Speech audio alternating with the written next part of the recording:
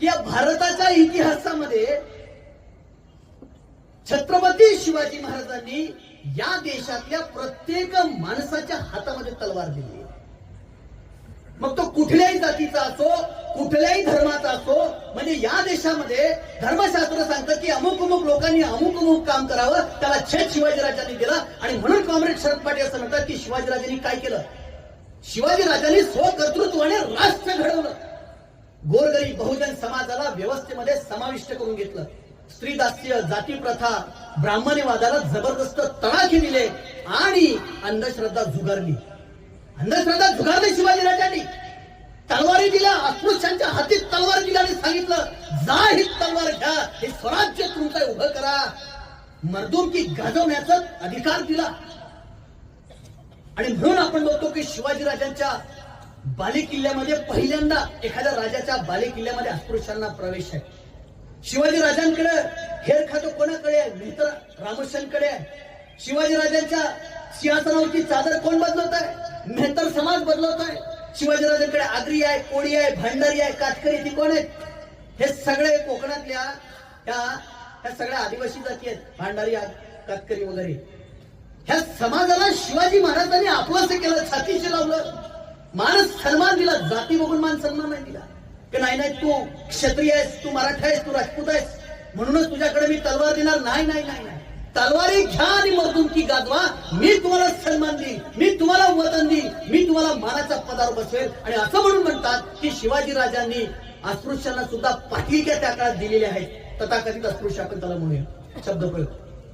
त्या काळामध्ये आणि ही या देशातली काय तर कडूसाहेब पहिली सामाजिक क्रांती आहे. चला एक लक्षात घ्या, महापुरुषांना काळाच्या मर्यादा असतात.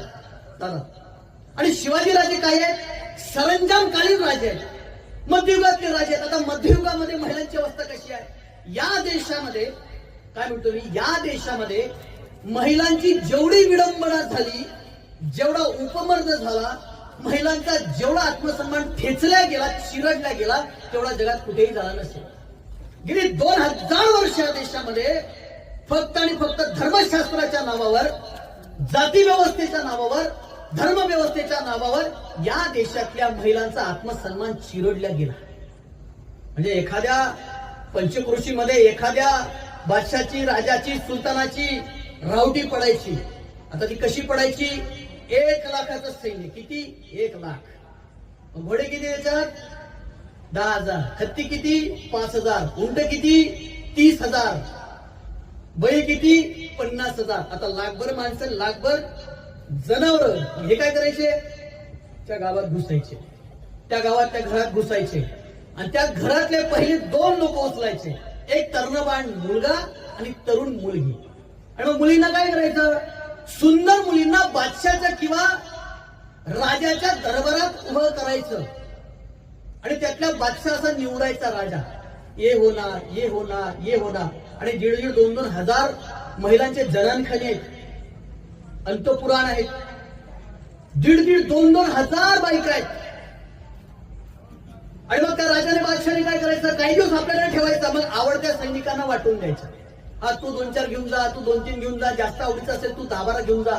मग त्याने त्या घेऊन जायच्या. मग त्या सरदाराने काय करायचं? काही दिवस आपल्याकडे ठेवायच्या आणि मग आपल्या आवडत्या सैनिकांमध्ये वाटून द्यायच्या. पराक्रम बघून, कामगिरी बघून, जवळचा बघून, वशिला लावून, त्याला 2-4, त्याला 2-3. मी याचे संदर्भ सांगतो बरं, याचे संदर्भ आहेत माझ्याकडे. असे वाटून द्यायच्या, वाटून. आणि मग त्या सैनिकांनी काय करायचं? काही दिवस आपल्याकडे त्या महिला ठेवायच्या आणि काही दिवस ठेवल्याच्या नंतर तळ कोकणामध्ये गुलामांचा बाजार भरायचा नाथनकर सर.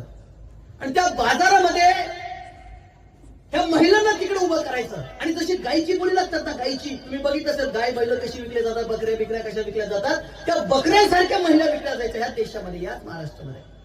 आणि मग बोली लागायची, देखो साहब इसकी उम्र 25 बरस की है, जवान है अभी, बोलो कितना देंगे? कोणीतरी म्हणायचं 200 देंगे, 250 देंगे, 300 देंगे. कोणीतरी पैसे द्यायचा, घेऊन जायचं. मग कोणीतरी 2-4 वर्ष ठेवायची तिला, पुन्हा तिथंच गुलामाच्या बाजारात विक्रीमध्ये आणायचं आणि सांगायचं, देखो साहब मैं 25 बरस की थी तब 250 रुपए में लेके गया था, अभी इसकी उम्र 30 साल है, अभी भी जवान है, बोलो कितना पैसा देंगे? कोणीतरी सांगायचं मी 150 देणार, 200 देणार. कोणीतरी पैसे द्यायचं, घेऊन जायचं. प्रचंड प्रचंड प्रचंड छेडलं या देशामध्ये महिलांना, सती प्रथेच्या नावाखाली छेडलं. म्हणजे फार भयावह आहे. आपले लोक फार आपण पुढारलेपणाच्या गप्पा बिप्पा मारतात. गुगलला टाका शेवटची सती केव्हा गेली या देशामध्ये. या देशातली शेवटची सती महिला राजस्थानमध्ये 1983 साली गेली. फार जुना काळ नाही. आपल्यातल्या बऱ्याच लोकांचा तेव्हाचा त्याच्या आधीचे जन्म आहेत. आपण ज्या पुढारलेपणाच्या गप्पा करतो, आपल्या संस्कृतीचा आपण ढिंडोरा पिटवतो की आमची संस्कृती 5000 वर्षाची आहे, 2000 वर्षाची आमची संस्कृती आहे. त्या संस्कृतीमध्ये मी संस्कृतीच्या ठेकेदारांना विचारतो की तुमच्या संस्कृतीमध्ये 2000 वर्ष माझ्या आईला माझ्या बहिणीला काय स्थान होतं याचं उत्तर द्या. सांगा आम्हाला, तुम्ही हिशोब द्या. 13 वर्षाच्या मुलीचं लग्न 50 वर्षाच्या माणसाशी लावायचं.